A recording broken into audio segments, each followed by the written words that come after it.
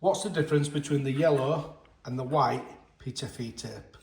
Normally, the yellow is for gas, so you would need to check.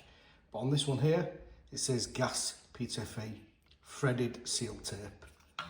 On the white one, this one can be used for water. And on there you can see that it says it's RAS approved. Just to apply this, what we would do, we open the tape. We need to make sure we put this on the right way around. So as we're doing this, we're making it so it tightens up on the thread. So we'll just get a little bit of that off there, put that on there, and then that onto there, and then we're going in that direction.